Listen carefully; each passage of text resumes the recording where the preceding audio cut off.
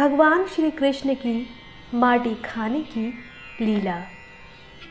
एक दिन श्री कृष्ण बलराम और अन्य गोपों के साथ घरौंदे बनाने का खेल खेल रहे थे, जो अपनी इच्छा से कोटि कोटि ब्रह्मांड बनाया बिगाड़ा करते हैं। उनका घरौंदा अन्य बालकों से अच्छा नहीं बन पा रहा था। बहुत समय बीत गया, पर श्री कृष्ण का घरौंदा अच्छा नहीं बना। भोजन का समय हो गया और सभी बालक भोजन के लिए घर जाना चाहते थे, पर श्री कृष्ण अच्छा घरौंदा बनाने की जिद करने लगे और खींचते हुए कहने लगे, मैं यही माटी खाऊंगा और घरौंदा बनाऊंगा। जब तक अच्छा नहीं बनेगा उठूंगा नहीं। हठ में आकर उन्होंने सचमुच माटी खा ली। जब हठ में आकर उन्होंने सचमुच माटी खा ली तो गोप बालकों ने जाकर यशोदा माता से शिकायत कर दी, माँ, कन्हैया ने माटी खाई है।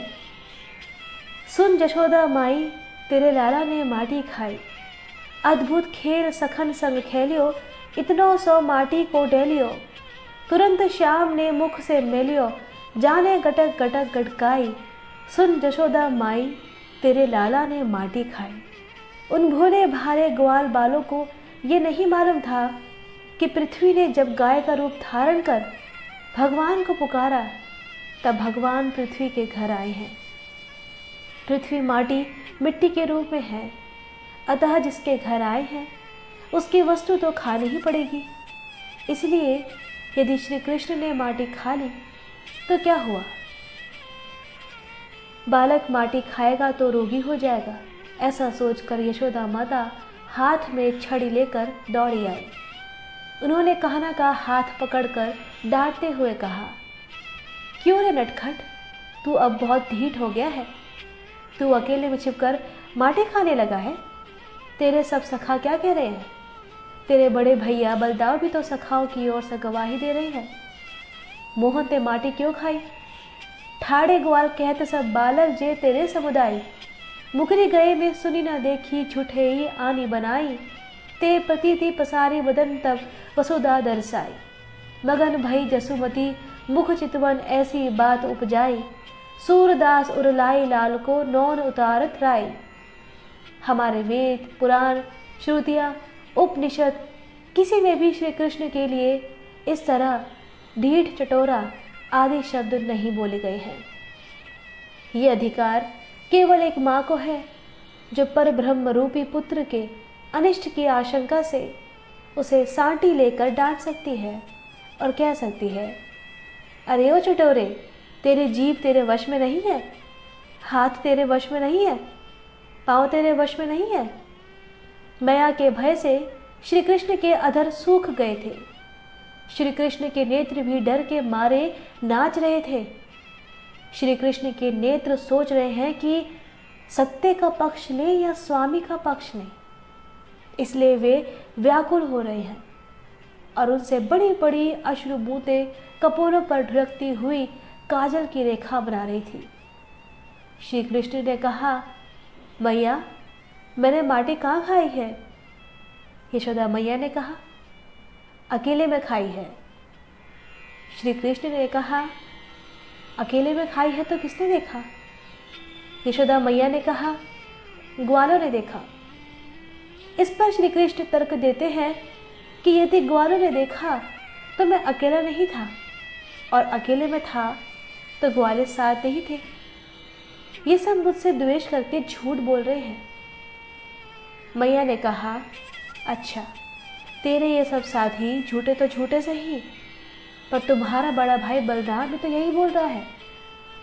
अब बताओ, दाऊ दादा की बात का क्या जवाब है तुम्हारे पास? इतने में दाऊ दादा श्री कृष्ण के पास आकर खड़े हो गए और बोले, तुम सबको झूठा बताते हो, जरा बाहर चलो, हम तुम्हें बताते हैं कि सच क्या है। श्री कृष्ण ने मैया से कहा, तू इनको बड़ा सत्यवादी मानती है, तो मेरा मुंह तुम्हारे सामने है। तुझे विश्वास ना हो तो मेरा मुख देख ले। ये सब कहते समय श्री कृष्ण के मन में ये बात थी कि कुछ दिन पूर्व जब मैंने जम्भाई लेते समय अपना मुंह खोला था, तब माँ ने उसमें समस्त विश्व देख लिया था और डर के मारे आंखें बंद कर ली थी। यदि आज भी मैं अपना मुंह खोलूंगा तो मैया अपनी आंखें बंद कर लेगी और मैं बच जाऊंगा। अच्छा, खोल मुख। माता के ऐसा कहने पर श्री कृष्ण ने अपना मुख खोल दिया। भगवान के साथ ऐश्वर्य शक्ति सदा रहती है। उसने सोचा कि यदि हमारे स्वामी के मुंह में माटी निकल आई तो यशोदा मैया उनको मारेंगी, और यदि माटी नहीं निकली तो दाऊ दादा पीटेंगे। इसलिए ऐसी कोई माया प्रकट करनी चाहिए जिससे माता व दाऊ दादा दोनों इधर उधर हो जाए और मैं अपने स्वामी को बीच के रास्ते से निकाल ले जाऊं। श्री कृष्ण के मुख खोलते ही यशोदा जी ने देखा कि मुख में चर अचर संपूर्ण जगत विद्यमान है। आकाश, दिशाएं, पहाड़, द्वीप, समुद्रों के सहित सारी पृथ्वी, बहने वाली वायु, वैद्युत, अग्नि, चंद्रमा और तारों के साथ संपूर्ण ज्योतिर्मंडल, जल, तेज अर्थात प्रकृति, भैतत्व, अहंकार, देवगण, इंद्रियां, मन, बुद्धि, त्रिगुण, जीव, काल, कर्म, प्रारब्ध आदि तत्व भी मूर्त दिखने लगे। पूरा त्रिभुवन है, उसमें जम्बूद्वीप है, उसमें भारतवर्ष है और उसमें यह ब्रज में नंद बाबा का घर में भी यशोदा और वह भी श्री कृष्ण का हाथ पकड़े।